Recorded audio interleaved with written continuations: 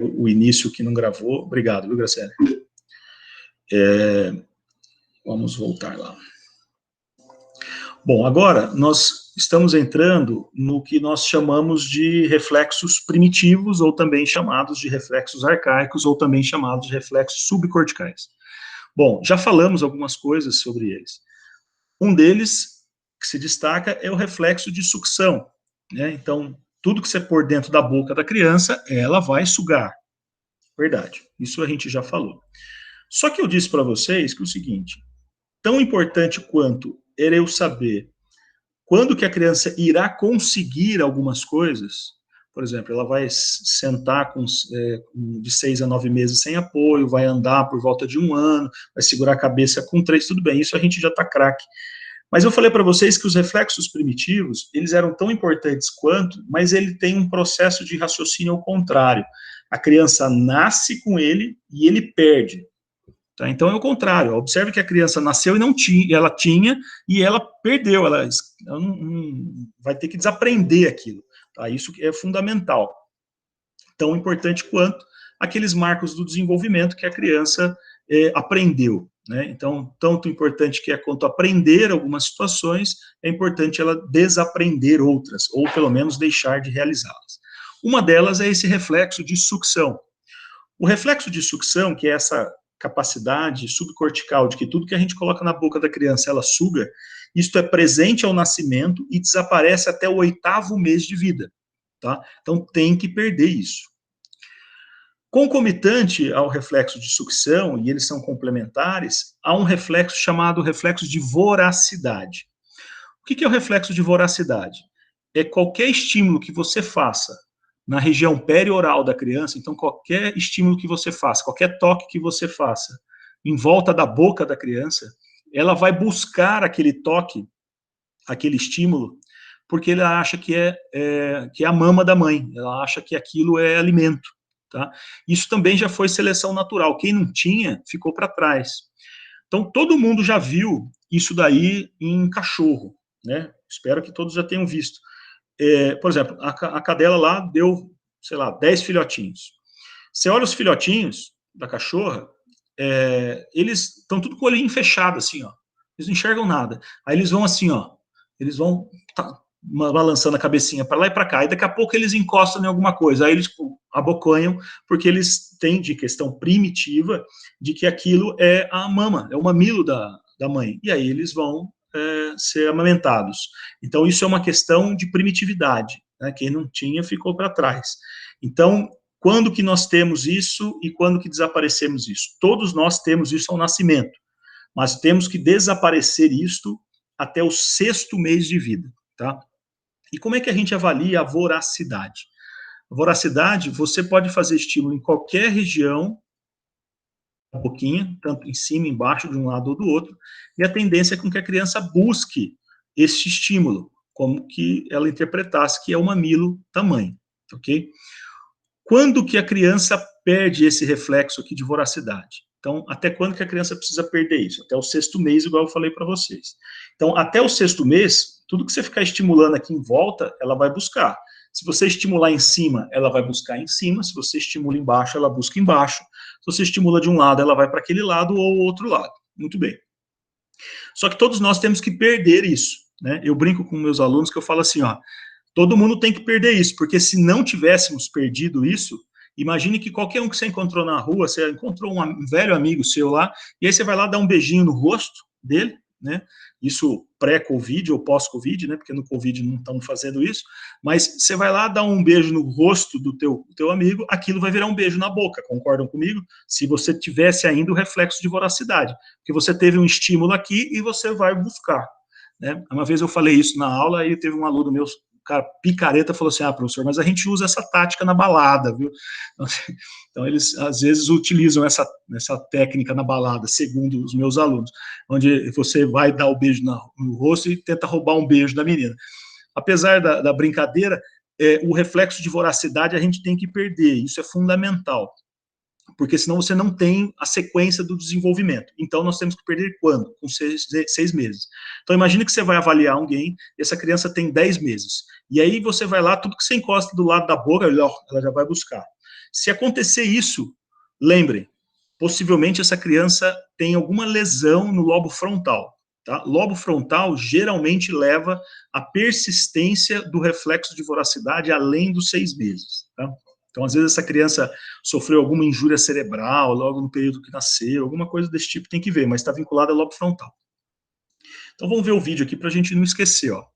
Então, observem que, durante o vídeo, ele deixou a criança com a chupeta. Então, se ele colocou a chupeta e a criança está sugando, ótimo, isso significa que ela tem a capacidade de sucção. Ninguém fica lá sugando chupeta se não tivesse a capacidade de sucção. Tá? Daqui a pouquinho eu falo um pouco mais da chupeta. Aí, o que ele vai fazer agora? Ele vai tirar a chupeta para poder avaliar a voracidade. Então, ele vai retirar e vai fazer um estímulo na região perioral, e aí aquilo vai ser o suficiente para a criança ir em busca do estímulo. E aí ele foi. Nessa época, a criança não faz isso porque ela gosta da chupeta, ok? Então, ela só vai buscar isso voluntariamente depois do 6º mês. São mais de 6 meses de idade. Você estimula na região perioral, a criança vai buscar, aí tudo bem, né, porque ela está afim da chupeta mesmo. Agora, antes disso, ela vai porque o cérebro mandou, tá? Só que, deixa eu fazer um adendo. Eu falei para vocês que a voracidade, ela é presente ao nascimento e desaparece até o 8º mês de vida, né? Então, se caso você, por desespero, optar em utilizar a chupeta para acalmar uma criança, então, o filho seu neto, alguma coisa, sugestão, retire a chupeta até o 8º mês, porque até o 8º mês de vida, a criança, tudo que você pôr na boca, ela vai sugar, por uma questão subcortical. Agora, a partir do 8º mês, se ela ficar sugando, é por uma questão já comportamental, uma questão de hábito, e aí é mais difícil de tirar. Então, a sugestão é, se por um acaso a família utilizar a chupeta, orientem a tentar retirá-la até o 8º mês. Porque aí tudo bem, a chupeta vai acalmar a criança, independente se é voluntário ou não, mas se você mantém o uso da chupeta a partir do 8º mês, aí já é um uso comportamental, aí a criança está usando realmente já por uma questão de comportamento, uma questão já de vínculo, uma questão de objeto de transição mesmo, assim, é já mais complicado para tirar depois. Tanto que quem tem filhos aí, vocês vão se identificar com essa história que eu vou contar.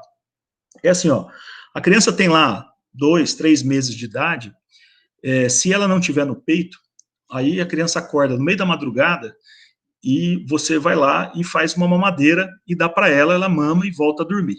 Muito bem. Só que aí você tem uma história de que o seguinte, como você sabe que a criança vai acordar de madrugada umas 2, 3 vezes, e que ela vai mamar, ela já não mama no peito da mãe por algum motivo, e aí ela usa a mamadeira, aí geralmente a gente começa a ficar veaco com as crianças. Aí o que a gente faz? A gente acorda um pouquinho antes do horário que habitualmente ela acorda, e você vai lá, faz aquele TT nervoso, grandão, né, com a mamadeira, aí a criança está lá dormindo, porque você sabe que agora são 2 horas, ela acorda umas 2h30, né, aí você vai lá, fez aquele TT nervoso na mamadeira, na chuquinha, aí você chega, ela está dormindo, aí você pega e começa a passar aqui do lado, assim, ó, a criança pega e enfia na boca aquilo, sem abrir o olho, está dormindo, ele fica lá, dormindo, de olho fechado. Agora, a criança cresceu, já tem lá 9, 10, 11 meses, e aí você vai tentar fazer a mesma estratégia, porque está acordando de madrugada, vou fazer um TTzão nervoso para ele antes dele acordar. Aí você vai lá, acorda, faz aquele TT nervoso, a criança está lá dormindo, você pega, fica esfregando na cara assim, ó, a criança nem tchum, ela não tem mais voracidade, né, voracidade perde com 6 meses. Aí você fica esfregando na cara da criança assim, ela nem liga. Aí daqui a pouco ela acorda, porque você ficou cutucando ela acorda. Aí ela pega a mamadeira, ela olha para você, enfia na boca e fica te olhando. Então, tipo, te ferrei, te acordei. Né? Então, assim, às vezes a gente utiliza essa técnica de tentar se antecipar a acordada da criança, dando a mamadeira, mas isso resolve no começo. Depois, eles acordam, te olham e continuam mamando. E aí, muitas vezes, depois não volta a dormir, tá certo? Bom, agora, quanto à questão de um outro reflexo primitivo, chamado reflexo de Moro, tá? O reflexo de Moro, ele é um reflexo do susto, vamos lembrar dele assim, tá? Todo mundo já viu uma criança fazendo isso, tá? Então, realmente, a criança, se ela receber um estímulo sonoro muito intenso, ou um estímulo tátil muito abrupto, então, de repente, encosta na criança, ou é um barulho muito forte, a criança pode apresentar esse reflexo que os pais vão falar para a gente, leva susto toda hora. Realmente, a criança, nos primeiros meses de vida, desde o nascimento até o 6º mês de vida, ela pode e irá apresentar o reflexo de Moro, que é esse reflexo que a criança assusta, ó. E aí ela vai abrir os bracinhos e depois fecha, ó.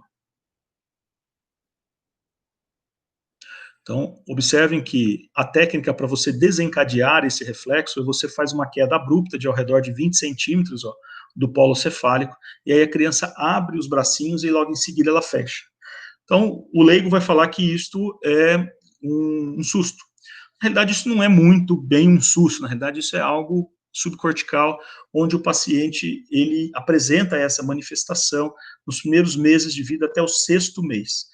Agora, aquelas crianças que apresentam isso de maneira muito exacerbada, além do 6º mês, então ela chegou no 7º, 8º, 9º e continua apresentando, isso possivelmente é por lesão neurológica. Essa criança deve ter algum problema realmente lá no neurônio dele, tem que investigar.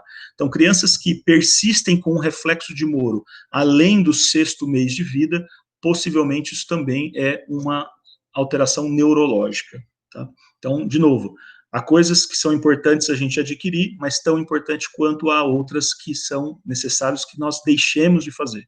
Uma delas são o reflexo de Moro. Uma outra situação que a gente já comentou em outras situações aqui é reflexo palmar e plantar. O que é isso? Então, é um reflexo primitivo, então ele está presente ao nascimento e desaparece em algum momento dos primeiros meses de vida. O reflexo de preensão palmar é aquilo que tudo que você encosta na palma da mão, fecha, da tia véia, lembra da tia véia? Então, isso daqui, até o 3º para o 4º mês, tem que desaparecer, esse reflexo de preensão palmar, porque daqui para frente irá vir a coordenação. Agora, o reflexo de preensão plantar, então, o estímulo na planta do pé e a criança, ela pega e fecha os dedinhos, ó, ela faz uma flexão dos dedos, isso vai ocorrer depois da preensão palmar. Porque vocês lembram que a gente falou que o desenvolvimento, ou seja, a mielinização, ela ocorre no sentido céfalo-caudal? Então, se ela ocorre no sentido céfalo-caudal, ela com certeza primeiro irá desaparecer, então primeiro ela irá evoluir o membro superior para depois evoluir o membro inferior. Tá? Então, primeiro a gente movimenta bem os braços para depois aprender a andar. Isso é fixo e invariável. Então, se eu vou desenvolver a perna depois do braço, eu vou primeiro perder esse reflexo de preensão palmar, entre 3 e 4 meses, para com que por volta do 9º mês de vida, eu perca o reflexo de preensão plantar. Nós só perdemos o reflexo de preensão plantar por volta de 9 meses. Então, por isso que a criança só consegue andar depois dos 9 meses. Então, não tem precocidade menor do que isso, ok? Porque a criança, se ela vai andar e ela ainda tem reflexo de preensão plantar, na hora que ela encosta a planta do pé no chão, ela encolhe os dedinhos. E aí isso vai atrapalhar a aquisição da marcha, ok? Então, vamos observar aqui o vídeo para a gente não esquecer. Então, primeiro ele vai analisar a preensão palmar, então na palma da mão.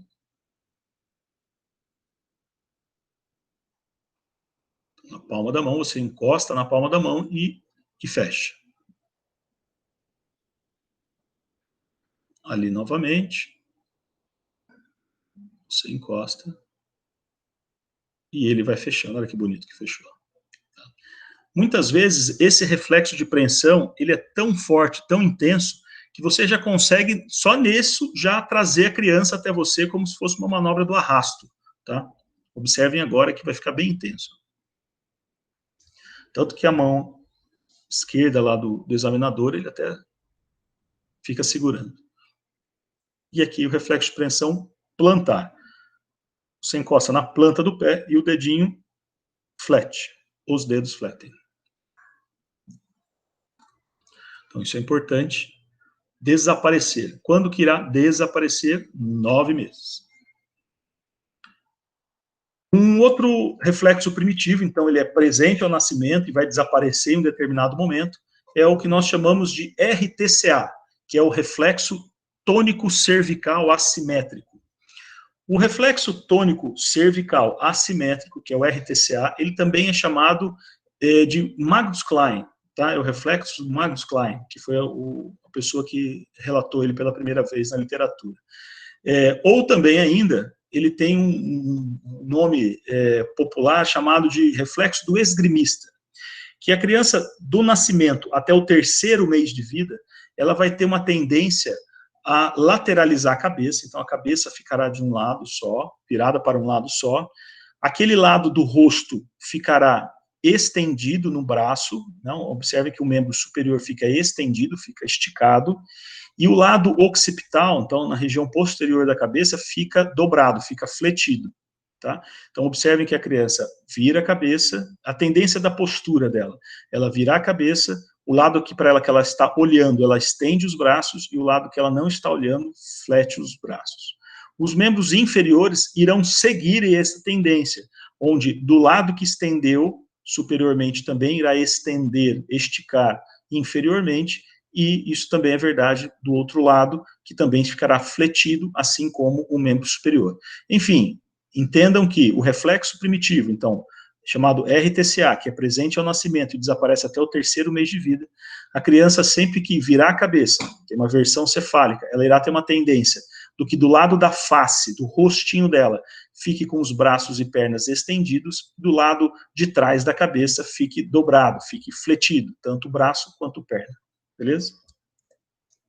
Aqui é a capacidade do decúbito, que a gente já comentou, a gente já citou, já contextualizou, que a criança tem a capacidade de mudar de decúbito, de virar, né, de barriguinha para cima para barriguinha para baixo, entre 3 a 5 meses. Então, até 5 meses, nós temos a expectativa com que a criança consiga esta capacidade, ok?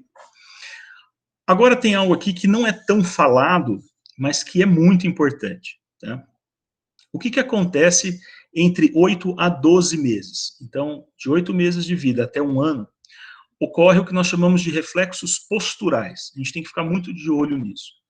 Reflexos posturais é o seguinte, ó, a criança, lembra que ela vai sentar sem apoio, né, de 6 a 9 meses, né?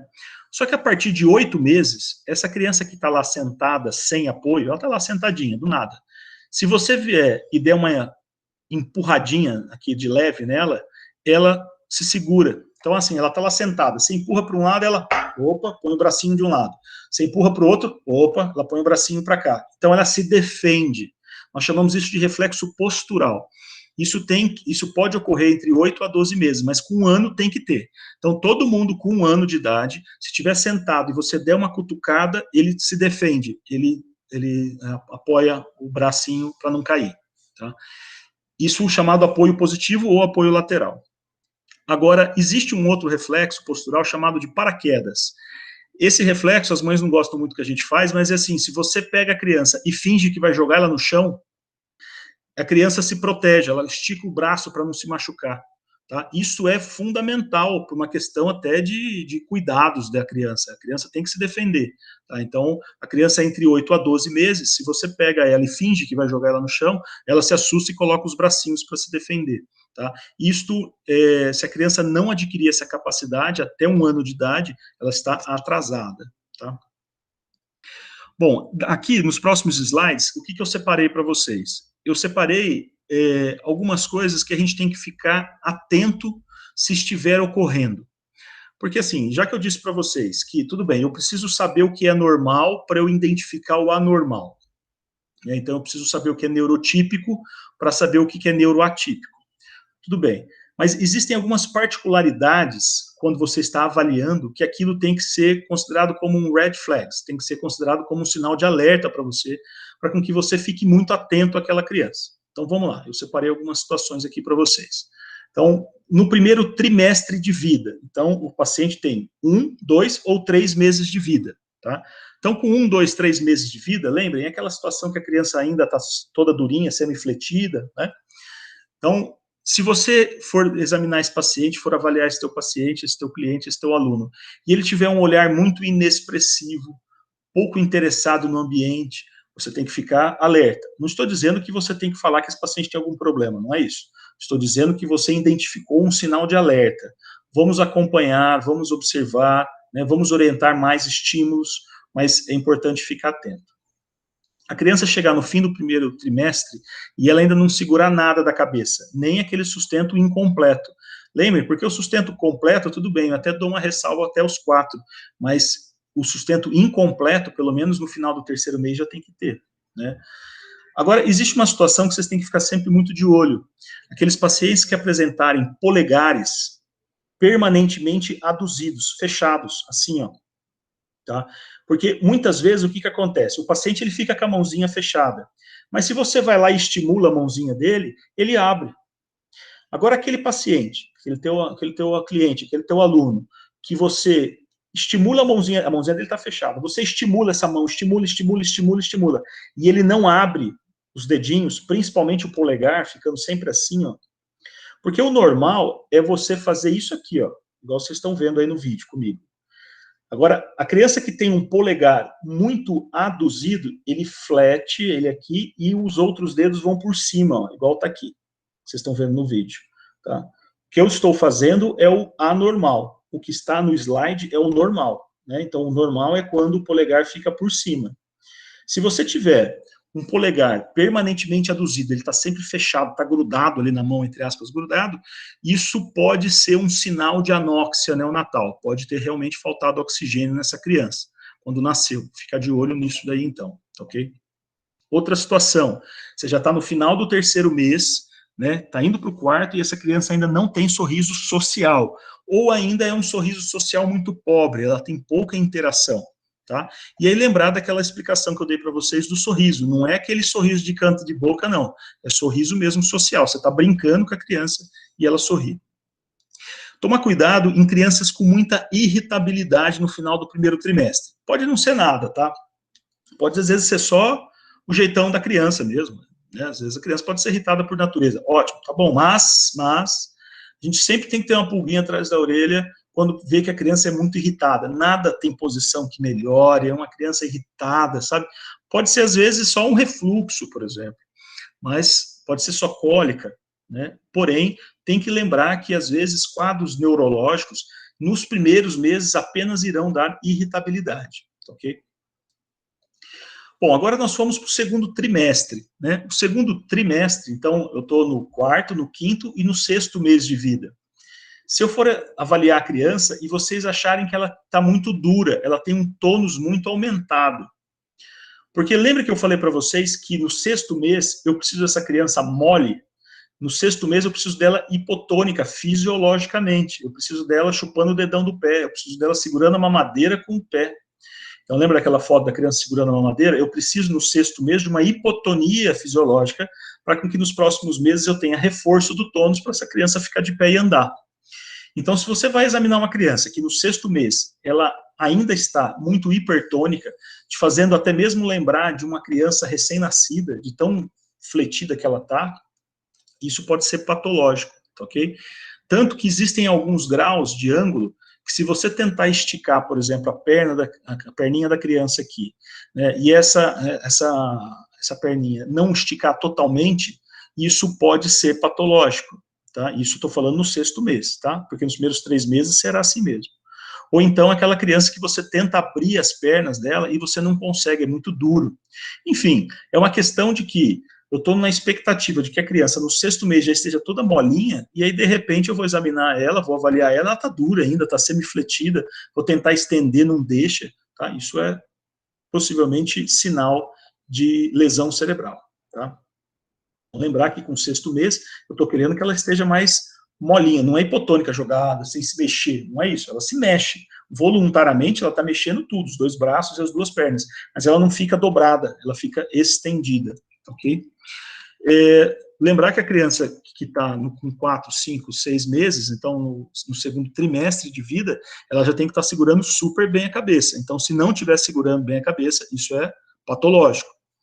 E se ela ainda continuar com aquele olhar inexpressivo, pouco interesse no ambiente, aquilo igual já tínhamos antes, também são red flags. E se aquela irritabilidade não melhorou, ou às vezes até piorou, tem que pensar que aumenta a chance, então, de alguma doença neurológica estar vinculada aqui, tá? Às vezes a gente pode até pensar assim, mas criança chora mesmo. Sim, mas a criança chora, mas geralmente depois você consegue consolar, você consegue entender o porquê que ela está chorando, ou é porque a fralda está suja, ou é porque ela está com fome, ou é porque ela está com sono. Geralmente a gente consegue encontrar um motivo. Depois, nesses meses aí, a gente já se habituou e já aprendeu já como é que lida. Mas às vezes, se mesmo assim você não é cocô, não é fome, não é sono, já tentou de tudo, e mesmo assim a criança continua irritada, e aquilo é persistente o tempo todo daquela maneira, tem que ser valorizado, ok? Bom, agora nós estamos indo para o terceiro trimestre de vida. Então a criança já está com 7, 8 e 9 meses. O que eu vou ficar atento nesses casos onde a criança já com 7, 8 e 9 meses poderá apresentar e eu vou ficar com a pulga atrás da orelha? Se não ainda teve o aparecimento das grandes funções, por exemplo, essa criança a criança ainda não segura a cabeça e nem senta ainda, né? Então isso aqui eu já estou com expectativas, né, disso. Ou então aquela hipertonia ainda persiste. Então, por exemplo, você vai examinar a criança e ela tem lá 9 meses, e aí você vê que ela tem esse padrão de espasticidade aqui, ó, toda dura. Na realidade, essa criança tem paralisia cerebral, é isso que ela tem, né? Uma outra situação, você vai examinar a criança e ela está muito hipotônica em relação ao tronco, então ela não conseguiria sentar nessa questão.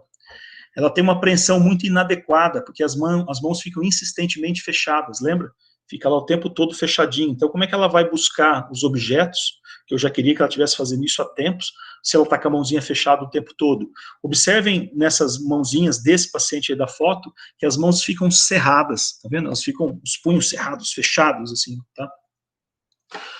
Outra situação é se você for examinar a criança, for avaliar a criança, e os membros inferiores dela forem entrecruzados, tá? Que é esse aspecto que a gente tem aqui na foto de tesoura. Tá vendo que os membros inferiores, eles são tão espásticos, tão endurecidos, rígidos, por causa da paralisia cerebral, que eles se cruzam um na frente do outro, fazendo esse aspecto de tesoura, tá? E ainda podendo continuar ainda com aquele tal do sorriso pobre, né?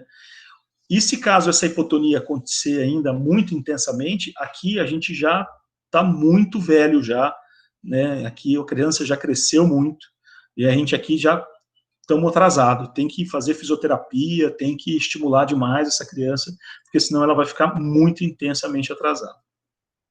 Bom, estamos chegando agora no final do primeiro ano de vida, né? Então, o que será que ocorre no final do primeiro ano de vida, então com 10, 11, 12 meses, que eu preciso ficar atento? Então, o paciente não tem uma combinação harmoniosa do movimento entre os pés e as mãos, tá? Porque já no final do primeiro ano de vida, a criança já consegue ter um bom domínio da movimentação dos pés e das mãos. Isso é importante com que tenha.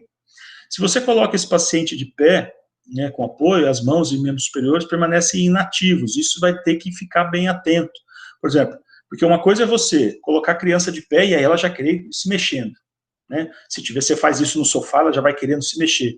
Agora, aquela criança que chega no final do primeiro ano, você coloca ela de pé com apoio, lá no sofazinho, e ela fica. Mas ela nem se mexe, ela nem tenta, sabe, se movimentar, segurar alguma coisa, isso também tem que ficar atento, tá? Outra possibilidade, a criança que é pouco receptiva, tá? Você vai tentar socializar com ela e ela é muito pouco receptiva, ela não recebe a sua comunicação, né? Então você vê que é uma criança que vai de encontro com aquela história da irritabilidade, né? Aquilo que a gente já vinha observando antes, tá? A exploração do meio, podendo ser de má qualidade, ou muito lentificada, ou monótona, isso também tem que ser um red flag, também tem que ficar atento. Então, assim, aquela criança já que está com 1 ano, que não pega nada na mão, sabe? Então, essa movimentação voluntária pequena, que tem que ficar atenta. Ou então, se tiver qualquer tipo de movimento anormal, por exemplo, vai movimentar, mas treme muito, né? Ou então vai tentar pegar algum objeto e erra o objeto, toda hora vai tentar e erra, como se tivesse calculado errado o trajeto. Tudo isso são sinais que a gente tem que ficar muito atento, tá? Então, esses são os famosos red flags aí do primeiro ano de vida, tá? Então, aqui é só lembrar dessa evolução nossa da pinça aí, tá? Bom, em relação à questão de praxia, o que eu espero da criança quanto ao seu desenvolvimento, né? A criança, a figura humana, que é um desenho que a gente usa para avaliar o desenvolvimento da criança, ele vai ficando cada vez mais evoluído ao longo dos anos da criança. Então, por volta de 3 a 4 anos, então por volta de 3 anos e meio, eu espero que a criança faça imagens que vinculem a figura humana de maneira muito rudimentar, igual está aqui, ó. Tá? Conforme vai crescendo, você começa a ver que já começa a ficar mais coerente, porque observem que aqui a criança colocou os braços na cabeça, né? Depois não, ela já começa a colocar a cabeça num lugar, os braços em outro, para ir depois, já próximo dos 5 anos, ali entre 4 anos e meio, 5 anos, aí a criança já começa a fazer a figura já com todas as suas etapas, o rostinho, né, as pernas, os bracinhos, o tronco.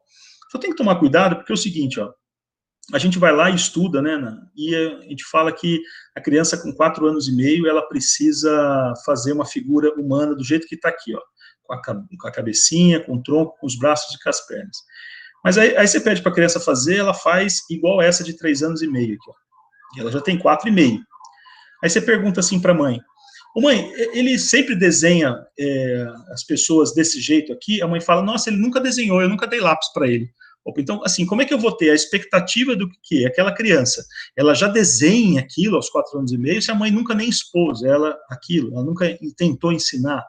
Então, às vezes tem muitas essas situações que nós criamos expectativas de desenvolvimento frente ao pressuposto de que essa criança foi estimulada, pelo menos de maneira mediana, né? Isso acontece muito, eu tenho observado muito isso numa situação que é de amarrar cadarço.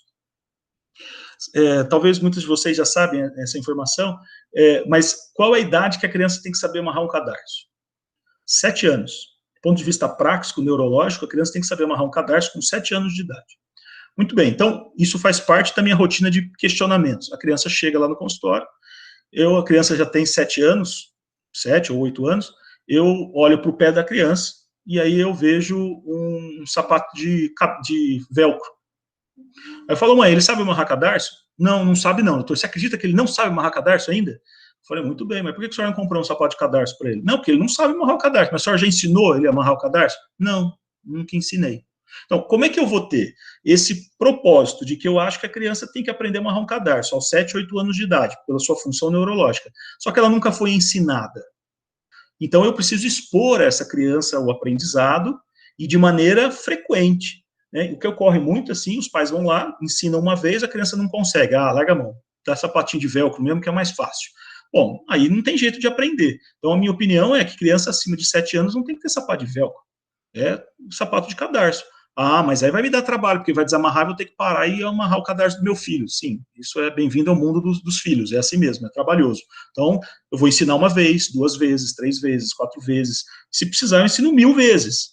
Né? Isso é o aprendizado. Ah, mas o Zezinho aprendeu a amarrar cadarço com só 2 tentativas. Olha que bom pro Zezinho, parabéns pro Zezinho, ganhou um troféu. Agora o outro que precisou de 50, 300 vezes para aprender, ele não é pior. Ele só tem a característica dele. Mas talvez esse que não sabe amarrar o cadarço, ele joga bola melhor do que o Zezinho que aprendeu a amarrar o cadarço, que joga bola mal. Então tudo é ponto de vista. Né? Então isso daí é algo que a gente tem que ir sempre nos policiando quanto a essas preocupações, essas pseudo-preocupações. Mas o recado é que nós às vezes vamos criar expectativas de desenvolvimento, mas a gente sempre tem que investigar se essa criança foi estimulada para isso. Né? Então o amarrar cadarço aí é uma dessas situações. Como é que questão de evolução de linguagem, né? Eu preparei um pouquinho mais para frente aí da aula, eu preparei um resumo de desenvolvimento de fala para vocês, um pouco mais completo do que esse daqui. Porque esse daqui é o resumo da ópera, tá? Então, o que eu espero de desenvolvimento de linguagem, de fala da criança? Eu espero que a criança, nos primeiros 3, 4, 5 meses de vida, ela vocalize, tá? Então, é aquela criança que ela vai... É isso que ela vai fazer. E ela não está imitando ninguém. Tá? Então, não é porque os pais falam assim, ela está tentando falar. Não está tentando falar. Isso, na realidade, ela tá percebendo o ar entrando e saindo pela traqueia, e aí ela fica brincando com isso. E aí ela fica lá vocalizando. Tanto que criança surda, criança não escuta nada, ela vocaliza. Ela tem 3 meses, ela fica lá vocalizando. Então, isso é a prova de que ela não está imitando ninguém. Não é que ela está escutando e está reproduzindo. É uma questão de vibração mesmo, ela sente a vibração entrando e saindo, e aí ela reproduz aquela vocalização. Bom, já ali no final do primeiro ano de vida, nós já temos a expectativa que algumas crianças, mas não todas, já falem algumas palavras isoladas. Por exemplo, papá e mamã, né, que são os mais comuns, né, as palavras mais comuns. Depois, ao longo do primeiro ano até 1 ano e meio, já começa a termos mais palavras. Então, além do papá, da mamãe, já vem au, me dá, não, esse, né? Já começa a ter outras palavras. Só que o que é importante? Nós não devemos nos preocupar tanto com o quanto de palavras que a criança fala. É lógico que a literatura nos dá um padrão. Por exemplo, a criança com 1 ano e meio fala ao redor de 10 palavras, em média. E a criança entre 2 e 2 anos e meio vai falar por volta de 50 palavras. Tá? Você vai precisar ficar contando as palavras que o teu paciente, seu aluno, sua criança faz? Não. Mas é o seguinte, ó, como é que funciona do ponto de vista prático? A criança até 1 ano, até 2 anos de vida, então até 1 ano e 11 meses, ela tem que estar falando alguma coisa, tá? Para estar dentro da neurotipia. Ela tem que estar falando alguma coisa. Au, me dá esse, papá, não. Acabou, só isso, tá bom. Então está falando alguma coisa. Mas o mais importante é a compreensão da linguagem. Tá? Então, o mais importante do que eu ficar preocupado quantas palavras a criança fala, tudo bem, ela precisa estar falando alguma coisa, sim, no final do seu primeiro para o segundo ano. Porém, o mais importante é a capacidade da compreensão do que é dito para ele. Então, a criança que chega no seu aniversário de 2 anos de idade, a mãe me fala assim, ó, ele só fala papai, mamãe, au, me dá e esse. São as únicas palavras que ele fala, mais nada. Pô, com 2 anos de idade, eu já estava querendo que ele tivesse umas 20, 30 palavras, tá? Pelo menos, para que até 2 anos e meio ele tenha 50. Isso é que a literatura nos orienta. Mas ele só fala meia dúzia de palavras. Mas aí eu falo assim, ô mãe, ele entende tudo que você fala para ele? Ela fala, tudo. O que você quiser falar para ele, ele vai entender. Eu fico tranquilo. Tá? E aí, às vezes, até mesmo ali no seu momento de avaliação, você pega e dá alguma solicitação mais complexa para ele e ele entende. Por exemplo, você fala assim, você pega um objeto e fala assim, ó, entrega isso aqui lá para o seu papai. O pai dele não está ali, o pai dele está lá na sala de espera. E aí ele sai da sala, ele mesmo sozinho abre a porta, ele vai lá, entrega para o pai dele e volta. E aí, quando ele chega, você fala assim, você entregou para o papai? Ele faz assim, ó.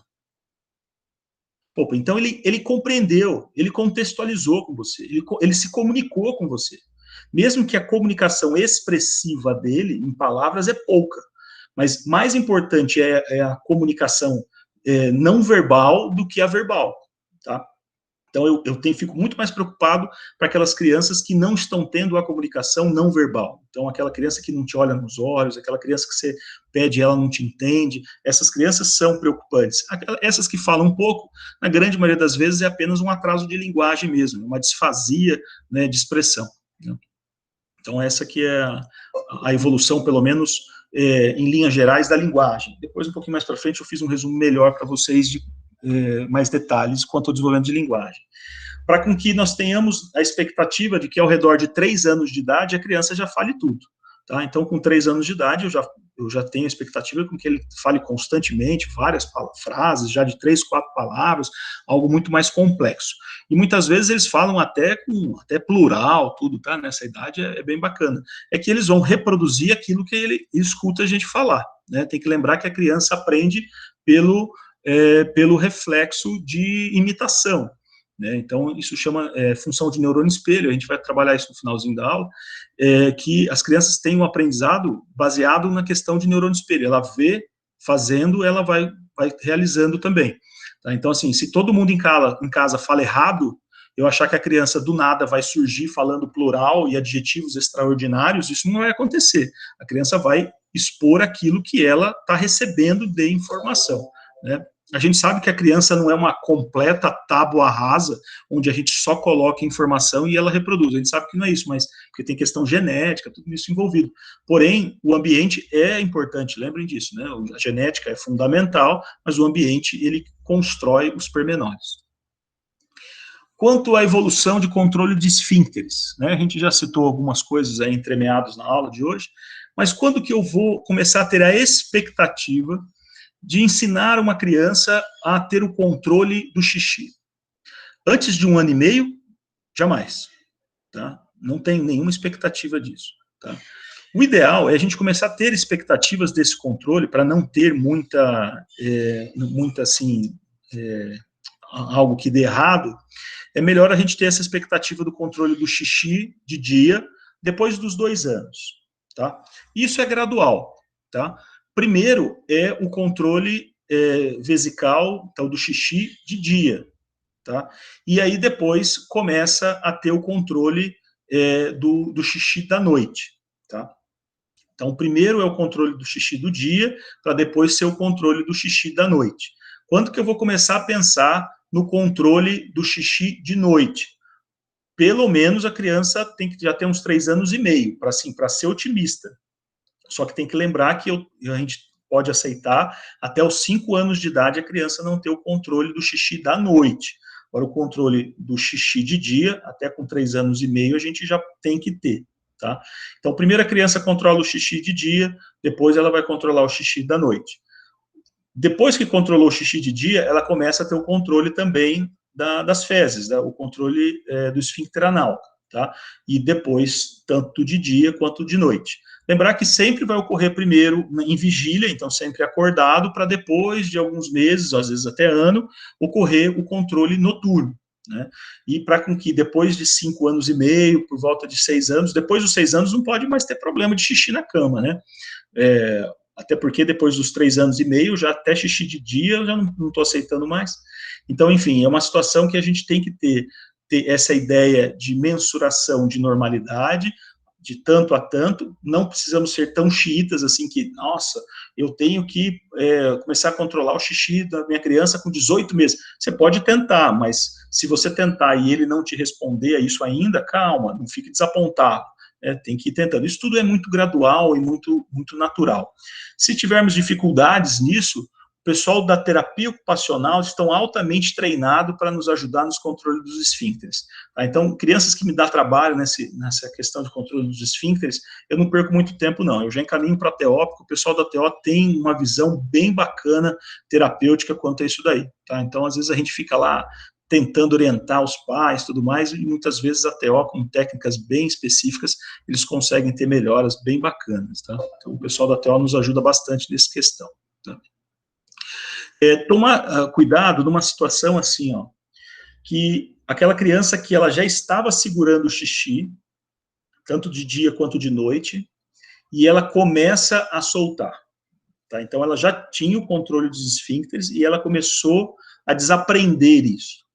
Eu até falei para vocês que, em alguns momentos, que a criança desaprender alguma habilidade, isso é ruim, pode ser doenças graves, mas geralmente o xixi não é grave. Geralmente o xixi é alguma questão psíquica, alguma questão psicológica, alguma questão ambiental, comportamental que está ocorrendo, que aí a psicologia vem para nos ajudar nesse sentido. Então, aquelas crianças que já estavam controlando o xixi e aí começaram a soltar o xixi, geralmente isso tem uma questão psíquica envolvida e que a psicóloga tem que nos ajudar também nesse contexto, tá ok? Porém, também tem que, é mais raro de acontecer, mas também temos que pensar que temos algumas doenças do sistema urinário. Tem pacientes que têm problemas realmente de bexiga, problemas da própria uretra, né, do próprio rim, que às vezes pode levar a essas situações, infecções recorrentes de urina e tudo mais. Enfim, então a gente sempre tem que pensar que a possibilidade maior é da psicologia, algum problema psíquico que tenha ocorrido, já que essa criança controlava o xixi e agora não controla mais. Porém, também há um percentual menor, mas há alguns casos que é problema orgânico mesmo, estrutural, às vezes tem dilatação pielocalicial lá no rim, o rim está dilatado, então tem que sempre investigar isso, ok? Outras situações ainda quanto ao controle do esfíncter anal, também está muitas vezes vinculado à questão psicológica, né, que é o que nós chamamos de encomprese, né? A encomprese é aquele paciente que já tinha controle do esfíncter anal, então não escapava cocô, e aí daqui a pouco começa a escapar, lá 5, 6, 7, 8 anos de idade.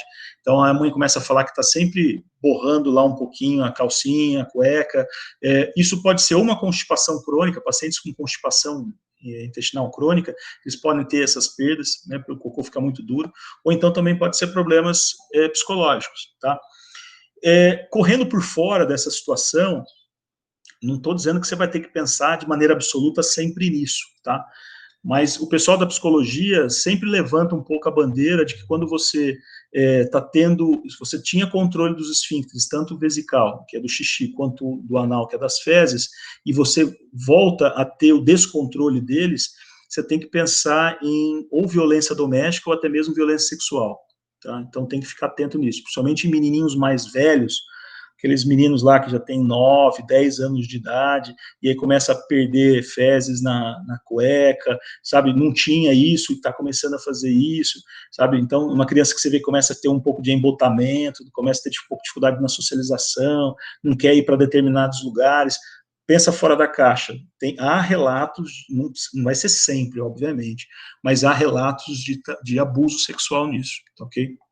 Então, aí perguntar com quem que fica essa criança o dia inteiro, né, com quem, se ela tem algum problema, que ela relatou, né, então, às vezes, nos desenhos, às vezes nos ajuda a gente tentar identificar, né, então, todo mundo aqui já escutou histórias de que aí vai fazer o desenho lá, ele pega e faz o desenho do tio com uma faca no pescoço do tio, e você pergunta, por que você está querendo matar o teu tio? Eu quero matar ele. Mas por que você quer matar? Não sei.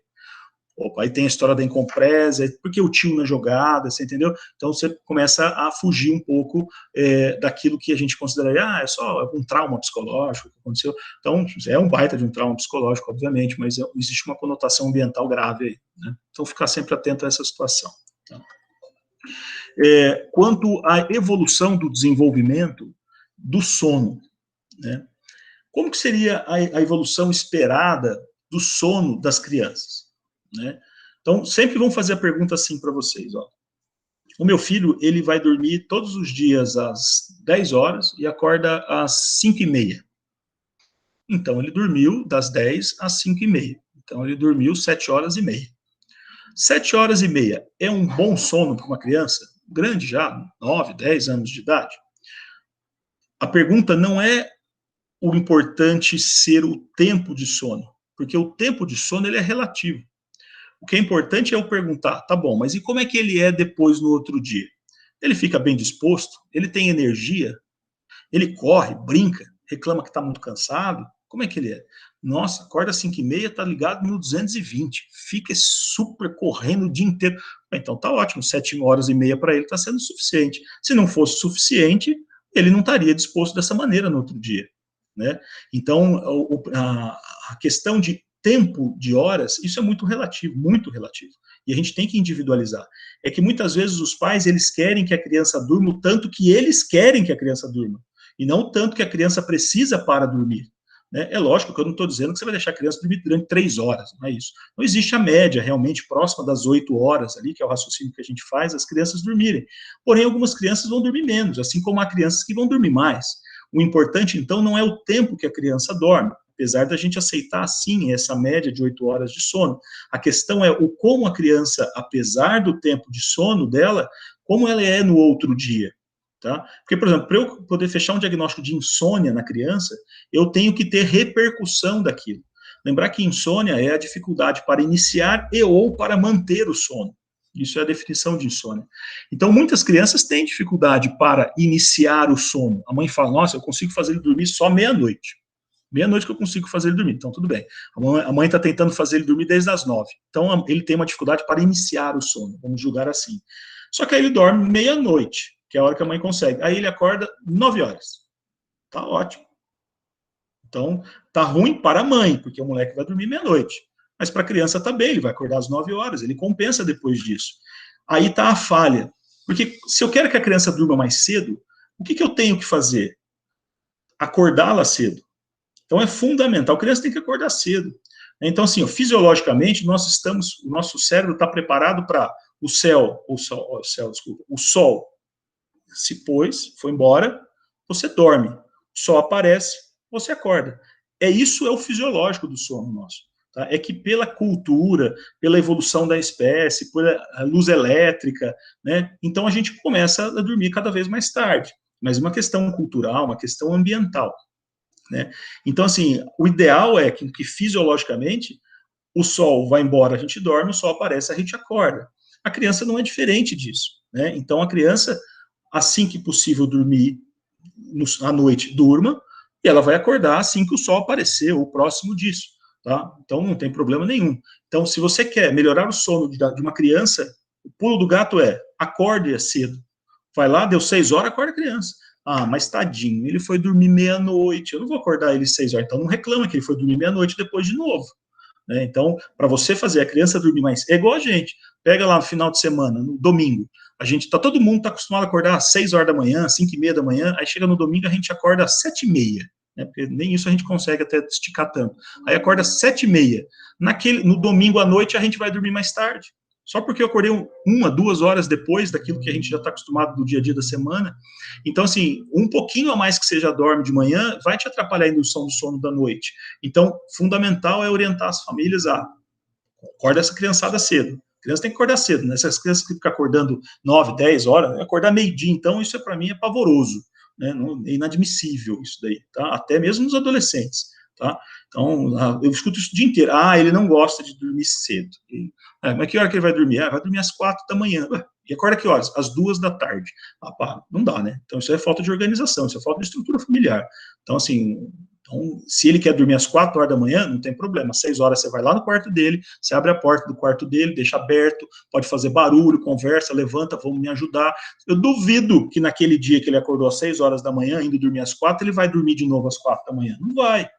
Só que aí também não pode ficar com dó, que chega à tarde e deixa o menino cochilar. Aí fica aquele moleque de 15 anos de idade cochilando da 1 da tarde até às 6 horas da tarde. Acorda para assistir Malhação. Então, assim, é um negócio que é inadmissível isso daí. Uma coisa é você cochilar depois do almoço, 20 minutos. Tudo bem, isso é até bom isso, tá? Só que os estudos mostram que a cesta pós-prandial, então você dormir depois do almoço, não pode ultrapassar 40 minutos, tá? Então, quem gosta de dormir mais do que 40 minutos depois do almoço está errado. Tá? Então, o ideal é entre 20 a 40 minutos de cochilo depois do almoço, senão isso atrapalha o ciclo do sono da vigília. Então, uma coisa é você cochilar depois do almoço, se isso for a sua rotina. A outra coisa é o moleque lá de adolescente deitar das 2 às 6 da tarde e dormir. Tá? Então, isso não é fisiológico. Tá? Bom, outra situação que ocorre muito que é a discussão do sono de dia. A criança tem que dormir de dia até que idade? Fisiologicamente, a criança tem que dormir de dia só até os 4 anos de idade. Isso mesmo. Isso é o pavor das professoras das creches. Porque as professoras querem que, às vezes, o moleque lá de 5 anos de idade, ele cochile na hora do soninho, que elas colocam das 11 ao meio-dia. O moleque não vai dormir, tá? E isso não é distúrbio do sono. Então, fisiologicamente, a criança, ela dorme de dia até os 4 anos. É assim, ó, em linhas gerais, o primeiro ano de vida da criança, o sono, a criança tem um ritmo chamado ultradiano. A criança faz vários dias dentro do mesmo dia. Então, o que eu quero dizer? No primeiro ano de vida, a criança ela vai dormir, vai acordar, vai mamar, vai fazer cocô, vai fazer xixi, vai tomar um banho e vai dormir. Aí ela fica dormindo, daqui a pouco ela acorda, ela come, ela mama, faz xixi, faz cocô, toma um banho e dorme. Então, ela dentro do mesmo dia, ela faz vários dias. Então, isso é o chamado ritmo ultradiano. Então, até o primeiro ano de vida não tem que fazer. Esse é o motivo que a mãe vai padecer direto no paraíso. É isso, é porque é trabalhoso, é o tempo inteiro, sabe? Você acorda de manhã, você fica o dia inteiro com a mesma camisola, chega à noite, toma banho, troca de camisola, e aí toca à noite de novo, e assim vai. Isso é a vida materna do primeiro ano, é complexo. Agora, a partir do primeiro ano de vida, aí já começa a mudar a história. Porque eu preciso com que a criança, depois do primeiro ano de vida, durma durante a noite. Então, é fundamental que a criança, a partir do primeiro ano de vida já completo, ela tenha uma noite bem consolidada de sono. Isso é fundamental, fisiologicamente. Durante o dia, ela tem que cochilar quantas vezes entre 1 e 2 anos de vida. Então, a criança já com 1 ano e 2, ela tem que dormir a noite inteira. Então, a mãe, até 1 ano de idade, não tem o que fazer se a criança dorme mal. Depois de 1 ano, fez aniversário, até 2 anos, ela tem que dormir a noite inteira. Durante o dia, quantas vezes a criança tem que dormir entre 1 e 2 anos de vida? 2 vezes. Um cochilo no final da manhã e um outro cochilo no meio da tarde. Então, entre 1 e 2 anos, dorme a noite inteira, mas acorda cedo, tira um cochilo no final da manhã de 1 horinha, tira um outro cochilo de 1 horinha ou 1h30 no meio da tarde, e aí volta a dormir umas 8 horas, 9 horas. Acorda cedo e assim fazemos o dia. Isso entre 1 e 2 anos. Depois dos 2 anos, entre 2 a 3, é uma transição onde a criança começa a perder esses 2 sonos, e ela começa a consolidar um sono só diurno, que é o sono da tarde. Então, primeiro a criança perde o sono da manhã, para depois perder o sono da tarde. Então, a criança entre 2 e 3 anos, ela começa a perder o sono da manhã, mas consolida o sono da tarde. Tanto que nessa fase de 2 para 3 anos, às vezes a criança para de dormir de manhã, mas ela tarde ela começa a dormir, antes ela dormia só 1 horinha, ela começa a dormir 2, 1h30, ela dá uma melhorada no sono da tarde, isso não tem problema. E aí, depois dos 3 anos, dos 3 aos 4 anos de idade, aí é o período de transição para a criança deixar de dormir de dia. Então, ela começa a... Tem dia que dorme, tem dia que não. Aí as mães começam a ficar desesperadas. Mas essa criança precisa dormir, essa criança precisa dormir, essa criança precisa dormir. Por que ela precisa dormir? Não, porque eu preciso lavar roupa. Enquanto ela dorme, eu lavo roupa. Não, mas então ela não precisa dormir, você que precisa lavar roupa. São situações diferentes. Então, às vezes as mães, elas querem algo por desejo, né? Então, desejo é uma coisa, necessidade fisiológica é outra. A criança não tem necessidade de sono durante o dia depois dos 4 anos.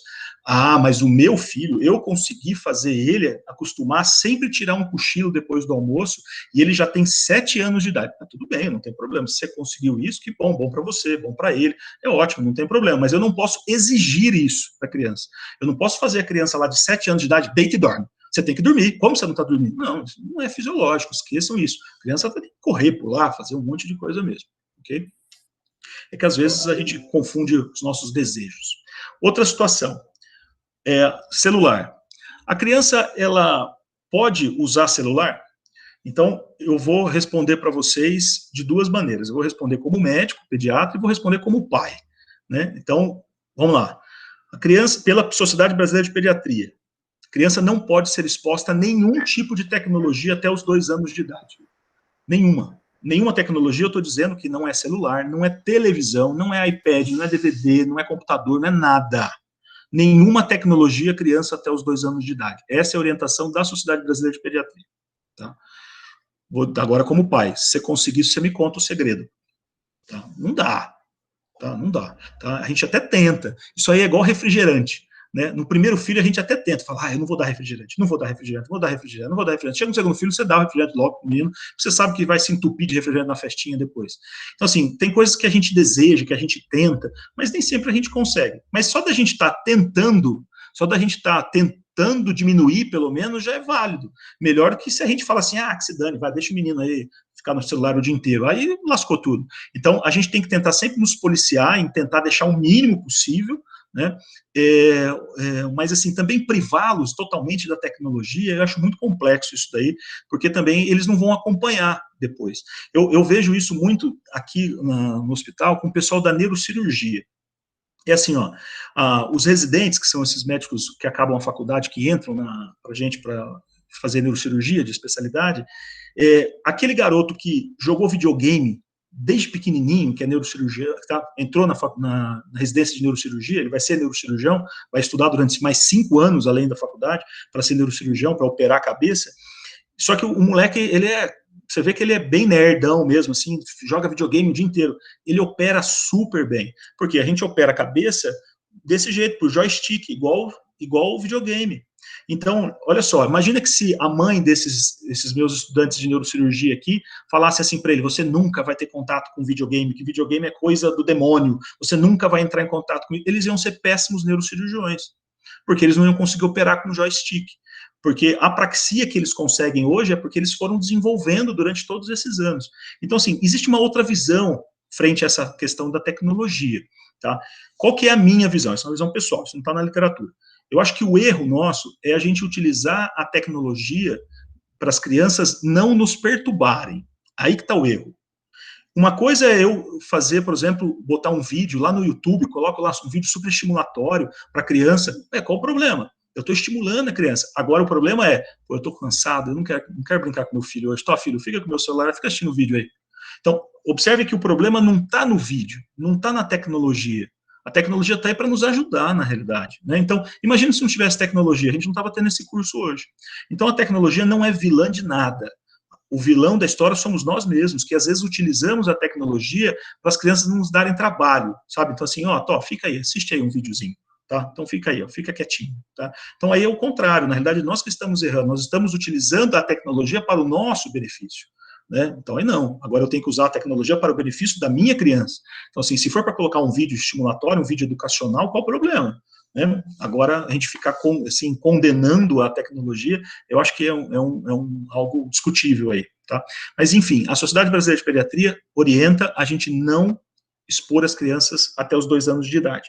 Tá? Então, assim, essa aí vai cair naquela situação igual da história de que estou grávida, posso beber um pouquinho?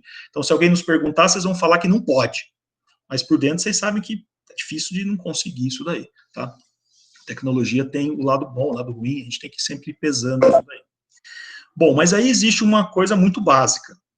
A mãe que chega para mim e fala, meu filho não dorme, e eu pergunto assim para ela, mas ele fica muito no celular? Nossa, ele adora ficar no celular, ele fica lá tentando dormir com o celularzinho na mão, aí eu vejo se o seu não chega. É óbvio que ele não vai dormir, né? Então, assim, é fato. Se você quer dormir, você não pode ficar no celular, você não pode ficar na televisão, você não pode ter nada disso. Então, assim, ó, o certo seria a gente nem ter, por exemplo, TV em quarto. Esse seria o correto. Tá? Então, para a gente ter uma noite de sono adequada, equilibrada, de maneira harmoniosa, fisiológica, teria nem ter TV no quarto, né? As crianças também não terem exposição à luminosidade do celular, do iPad, do tablet, pelo menos 2 horas antes do horário de dormir, né? Porque aquela história da luz azulada, ela pode alterar, tem toda aquela situação que não precisa ficar muito preocupado com cor da luz, não, tá? Isso daí o pessoal defende um pouco, mas a questão aí é o estímulo mesmo, sabe? Pô, você tá lá assistindo um filme super legal, um desenho, uma criança tá super bacana lá, não sei o quê, e a mãe fala assim, tira daqui, agora deita e dorme. Pô, aí geralmente as mães da gente faziam isso bem no finalzinho do filme ainda, né? Mandava a gente dormir bem no final do filme. Então, assim, são situações que a gente tem que já ir preparando, porque ir dormir é uma rotina, é um ritual. Então, assim, você vai ter que ir orientando a família, ó, pô, se você está com dificuldade de fazer teu filho dormir, pô, não fica deixando ele no celular. O que você faz? 7 horas, já ninguém mais pega no celular em casa, né? Já jantou? Vamos tomar um banho morno, deita na cama, vamos ler um livro pro teu filho. Ah, você quer que eu leia um livro pro meu filho? Pô, então não reclama que ele não dorme, você entendeu? Então tem situações que as famílias vão querer nos reclamar, mas elas também não vão querer, elas vão querer sair da zona de conforto. Porque assim, se você está achando que o teu filho dorme muito tarde, então tira o celular da mão dele e vamos ler um livro. Ah, não, mas eu não quero ler livro. Então tem toda essa situação de zona de conforto que até nós, eu mesmo como pai, às vezes, eu falo, tem que ler livro com ele. Às vezes dá até vontade de falar assim, pega no YouTube aí e vê o resumo. Mas são situações que a gente tem que ir nos policiando. Nós que temos que nos policiar. Né? Tem que lembrar que a criança é reflexo nosso. Só isso. Se ela está fazendo alguma coisa errada, é porque nós permitimos aquilo, a gente que não construiu o castelo de maneira adequada. Então sempre somos nós, não os errados, nós que somos os equivocados, né? Porque pai e mãe não erra, pai e mãe faz equívocos. Bom, agora vamos lá.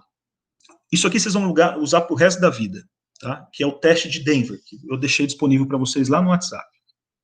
O teste de Denver, ele é uma tabela que você não faz diagnóstico de nada. Ele serve para você avaliar.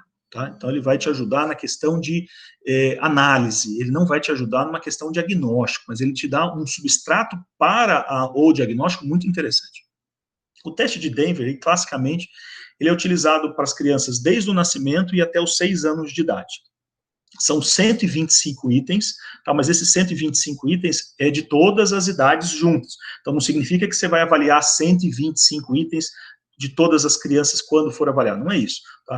Geralmente, em média, você vai avaliar por volta de 20 a 25 itens a idade do paciente. O paciente com 10 anos, ele tem lá por volta de 20 itens, mais ou menos, que ele tem que estar preenchendo, e assim por diante. Mas se você for juntar tudo, aí dá realmente 125 itens, que é bastante. Bom, mas o teste de Denver, ele é dividido em 4 grupos de características. Existe a característica motora, ampla e grosseira, então é um motor grosso. O que é? Andar, ficar de pé, correr, sabe? Existe o motor fino. O que é? Pinça fina, segurar um lápis, sabe? Isso é motricidade fina. Existe o componente pessoal e social, que é da socialização, olho no olho, comunicação, né? E, por fim, existe a linguagem, né? O paciente estar falando, como está falando, tá? Então, o teste de Denver é dividido nesses 4 grandes grupos e nós registramos o teste de Denver baseado no relato materno e na nossa observação direta, tá? Então, você vai fazer uma análise entre o que a mãe te fala e aquilo que você está vendo.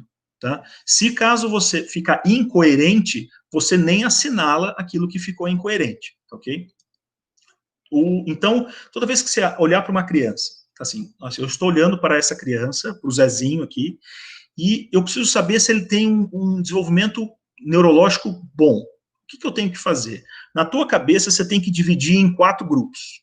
Então, você está olhando para o Zezinho e você está pensando, bom, eu preciso ver a parte motora grossa dele, que é segurar a cabeça, sentar, ficar de pé, andar, correr. Eu preciso avaliar a questão fina dele, que então é como que ele pega no objeto, como que ele leva o objeto de uma mão para outra. Eu preciso ver como que ele está falando, como que ele está se comunicando com as outras crianças, e preciso ver como que ele está do ponto de vista comportamental, social. Então, é esses 4 grandes grupos que vocês têm que ter na cabeça o tempo todo, tá? Para você poder sistematizar a tua análise, sempre, tá? Mesmo que você não tenha o Denver, por exemplo, você está trabalhando num lugar onde você não tem o Denver ali para fazer, você não consegue buscar na internet, você tendo isso na tua cabeça, você vai conseguir sistematizar a tua análise. Então, primeiro você vai lá, vamos ver a parte motora grossa. Agora vamos ver a parte motora fina, agora vamos ver a parte de linguagem, depois vamos ver a parte de socialização. Então, tudo isso você consegue, mesmo que você não tenha o Denver para se basear, você consegue ter essa análise. O Denver é esse, eu passei ele para vocês.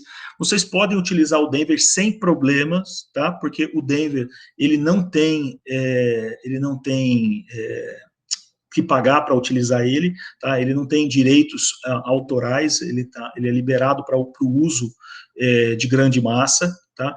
Então, você só não pode ganhar dinheiro com ele, né? Então, por exemplo, você fazer uma propaganda, porque às vezes os autores, eles liberam o uso para grande massa, mas desde que você não ganhe dinheiro com ele, né? Então, fala assim, ó, vem até mim que eu faço um teste de Denver com você e eu cobro tanto. Então, assim, isso não pode ficar caracterizado. Você pode até utilizar o Denver como a base da sua avaliação, mas você não pode deixá-lo descaradamente como que é o que vai te fazer ganhar dinheiro com isso, tá? Então, isso é quando os colegas autores liberam para o uso, tá? De maneira cordial. Então, como que funciona? O Denver é super simples de fazer. Quando você bate o olho assim, você fala, nossa, que coisa chata, cheio de coisa para eu ler. Mas lembrem, vocês não vão ter que ler todos os itens. Tá? Os 125 itens é de todos, mas você vai estar analisando aquele teu paciente numa determinada idade.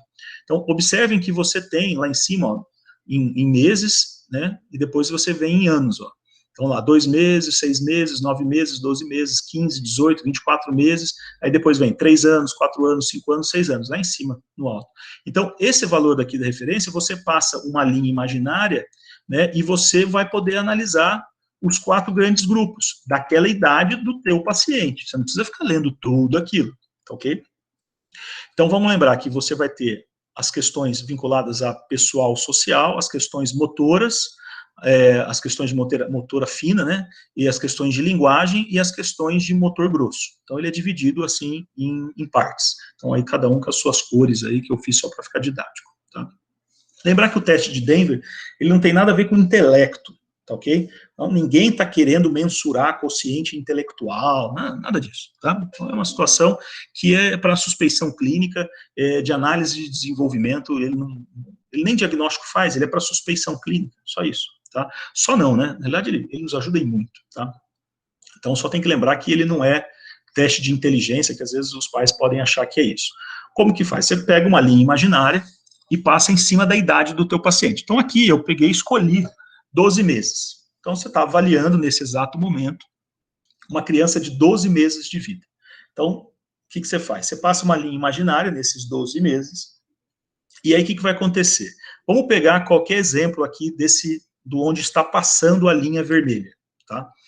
Então, toda vez que passa a linha vermelha, eu vou pegar qualquer aqui exemplo. Vamos pegar aqui, bebe em uma xícara ou copo, ok? Então, observem ali que eu peguei um pedacinho, né, só para a gente trabalhar, que todos vocês vão fazer o mesmo raciocínio. Então, bebe em uma xícara ou copo. Observem que, quando com 12 meses, a linha vermelha, a nossa linha imaginária da idade do paciente, está passando bem no meio ali do retângulo branco. Mas ele não passa em cima do retângulo em degradê, ali em gradiente, do branco para o azulado. Tá vendo que é diferente? Por quê? Agora vamos para o exemplo de cima ali, ó, que é a legenda. Como é que funciona? Observem que ali onde está escrito item de teste, é o que você está testando, né? Então, nesse caso especificamente, nós estamos testando se a criança bebe em uma xícara ou num copo. Né? Nós estamos testando isso porque a criança tem 12 meses, eu estou me perguntando, essa criança, ela bebe em uma xícara ou em um copo? Estou me perguntando isso. Observem que ela está bem no meio aqui. Então, significa que por volta de 50% dos casos das crianças já conseguem beber em uma xícara ou em um copo com 12 meses. Tá? Às vezes vai cair, vai derrubar, mas pelo menos tentam, ok? Porém, só 50% conseguem isso. Porque esse retângulo totalmente branco, ele representa de 25% a 75% das crianças. Agora, se a linha vermelha estiver passando em cima do retângulo, que tem o gradiente de cor ali, que tem o degradê do branco para até o azul, por exemplo, no dá tchau. Agora vamos lá onde está escrito dá tchau. Eu passei a linha imaginária aqui com 12 meses e eu estou me fazendo a pergunta. Esta criança que eu estou avaliando com 12 meses, está fazendo aniversário hoje, ela teria que estar dando tchau? Aí, observem que a linha está passando entre o 75% e o 90%. Então, em 75% a 90% dos casos das crianças com 12 meses já estão dando tchau. Tá? E em 90% das crianças irão adquirir isso até 14 meses. Ó. Você consegue fazer a referência lá em cima, tá vendo? Então, observem que até 14 meses, 90% das crianças já estão dando tchau. Tá?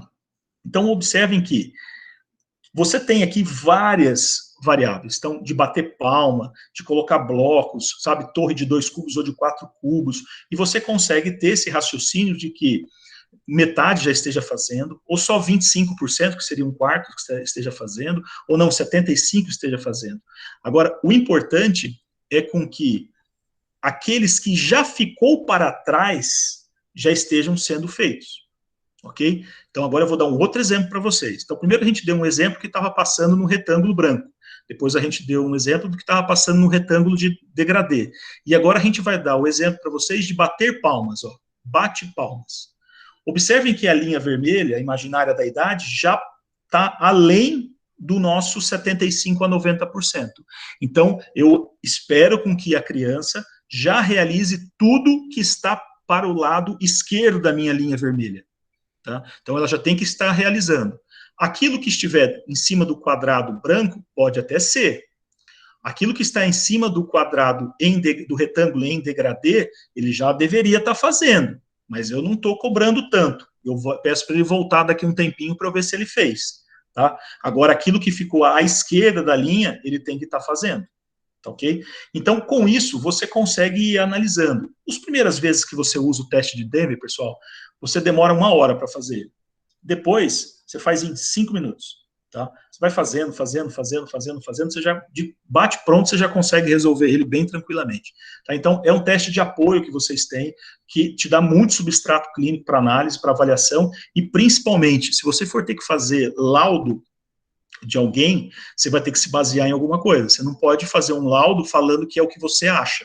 Ninguém faz laudo baseado em achismo. Nós fazemos laudo baseado em alguma referência, porque se alguém for te processar, você tem argumento. Fala, não, eu falei o que o livro me falou, o teste de Denver está aqui, ó, referenciado desde a década de 70. Pronto, você está respaldado.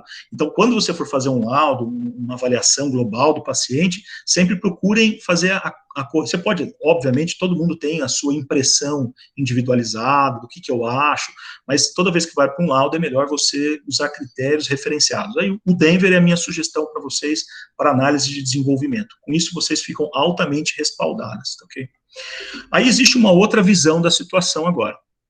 Eu falei para vocês que tudo que tiver completamente já à esquerda da linha vermelha, né, então tudo que já passou, a gente acredita que o paciente tenha que estar fazendo. Porém, nós interpretamos que 90% dos pacientes já estejam fazendo, né? Observem lá na legenda que é o degradê, o extremo do degradê aqui do gradiente é 90%. Então, observem que ainda há 10% que ainda é mais lento ainda do que a referência.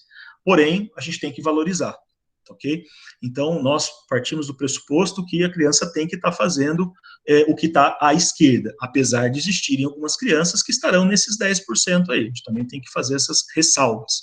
Então, haverá, dentro daquelas crianças que nós iremos caracterizá-las como transtorno, como atraso no desenvolvimento, a gente vai falar assim, ó, mãe, pelo Denver aqui, o seu filho está atrasado no desenvolvimento neuropsicomotor. Você está autorizado a falar, o Denver te fala isso. Só que você tem que saber que também algumas dessas crianças que você está falando que está com atraso, daqui a pouquinho ela vai fazer, porque aí ela está dentro desses 10%, tá, que não fazem naquele momento ali ainda, tá bom? Então, lembrar que isso não é uma ciência exata, é uma ciência de meios, é uma ciência globalizada, tá, ok? Existe um Denver adaptado, que é esse daqui também, ó, tá bom? Mas é o mesmíssimo raciocínio de percentuais, mesmíssimo raciocínio de linha imaginária. Você vai considerar que o que está à esquerda já tem que estar fazendo, o que está passando em cima deveria estar ou poderá fazer em breve. Então, exatamente o mesmo raciocínio, dividido em pessoal, social e etc. Vocês podem usá-lo tanto esse quanto o outro, aqueles que vocês se adaptarem melhor, tá? Eu disponibilizei os dois para vocês lá no WhatsApp, podem usar à vontade, tá? Mas a ideia é a mesma. Ainda existe uma outra possibilidade, que é esse que está à direita aí de vocês, ó, que é o que está no Ministério da Saúde. Então, no Ministério da Saúde, se você entrar no site, ou então se você pegar aquelas cadernetas de vacinação, a caderneta de vacinação das crianças, elas têm lá muitas orientações, bem interessantes, inclusive, sobre o desenvolvimento. Inclusive, eles têm uma tabela de acompanhamento, né, que eles fizeram para a própria família, mas às vezes nós profissionais também podemos utilizar, que é esse que está aí à direita de vocês, tá? Eu também disponibilizei isso aí para vocês, tá? Vocês podem utilizar lá à vontade, nas crianças. Como que funciona? Essa tabela aqui do Ministério da Saúde, à direita de vocês, ela é uma representação do Denver. A única coisa é que ele deixou de uma maneira um pouco mais fácil de visualizar, porque as famílias não conseguiriam entender o Denver de maneira satisfatória. É que o Denver, ele é mais completo, ele tem mais avaliações no Denver. Então, o melhor é o Denver. É que o Denver, os pacientes, as famílias não iriam entender. Então, o Ministério da Saúde disponibiliza esse outro aqui à direita de vocês, que as famílias, às vezes, também empacam para fazer eles. Mas funciona assim, ó, é bem simples. Por exemplo, você pega aqui o marco do desenvolvimento, por exemplo, o primeiro aqui, abre e fecha os braços em resposta à estimulação, que é o reflexo de Moro. Lembra que eu falei para vocês? A criança dá aquela assustada. O reflexo de Moro, ele está presente no primeiro, no segundo, no terceiro e no quarto mês. Apesar da literatura falar que pode ter até o sexto mês, o Ministério da Saúde fala que é para a gente ter só até os primeiros 4 meses. Mas eu, pelo menos na prática, eu aceito até o sexto mês. Mas aqui o Ministério da Saúde, eu reproduzi na íntegra, é o que eles falam nos 4 meses. E aí, observem que a família ou o profissional vai fazer um X se a criança está fazendo aquilo ou não, em cima do mês, tá?